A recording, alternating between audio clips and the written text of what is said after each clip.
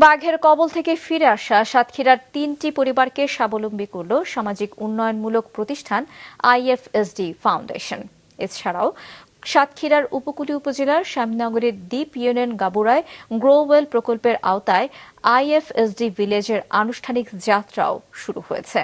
প্রকল্পের আওতায় গাবুরা ইউনিয়নের ৩টি পৃথক গ্রামে ৩টি পরিবারকে ৩টি ক্ষুদ্র ব্যবসায়িক দোকান নির্মাণ এবং হস্তান্তর করা হয়েছে। এর মাধ্যমে ক্ষতিগ্রস্ত পরিবারগুলোর জন্য একটি টেকসই জীবিকার সুযোগ সৃষ্টি হয়েছে বলে জানিয়েছেন প্রতিষ্ঠানটির কর্মকর্তারা। বাঘের কবল থেকে ফিরে আসে সাতক্ষীরার এমন অসহায় পরিবারদের আগামীতেও সহায়তার আশ্বাস দেন আয়োজকরা।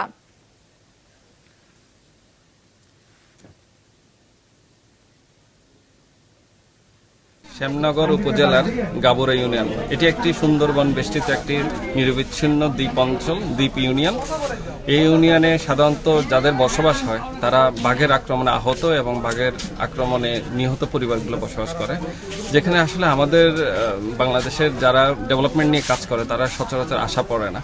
তো আইএফএসডি ফাউন্ডেশন প্রথমবারের মতো কমিউনিটি ডেভেলপমেন্ট ভিলেজ উদ্বোধন করছে। আইএফএসডি ফাউন্ডেশন এই গাবুরা ইউনিয়নে বাঘের আক্রমণে আহত যে পরিবারগুলো আছে তাদের পুনর্বাসন করার লক্ষ্যে এবং তাদের জীবন জীবিকাকে আরও উন্নত করার জন্য এবং তাদের সুস্থভাবে বেঁচে থাকার জন্য আইএফএসডি ফাউন্ডেশন এই কার্যক্রম পরিচালনা করছে।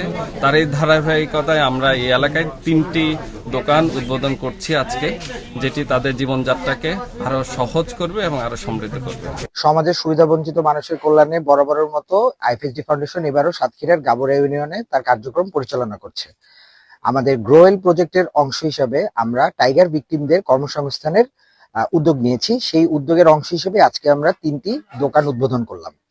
আশা করব আমাদের এই কার্যক্রম চলমান থাকবে এবং এই সাতক্ষীরায় টাইগার ভিকটিম যত মানুষ আছে তাদেরকে আমরা আমাদের সাধ্যমতো চেষ্টা করব তাদের কর্মসংস্থানের সুযোগ করে দেওয়ার। সুন্দরবনে একদিকে বাঘের আক্রমণ, অন্যদিকে হচ্ছে জলদস্যুদের উৎপাত।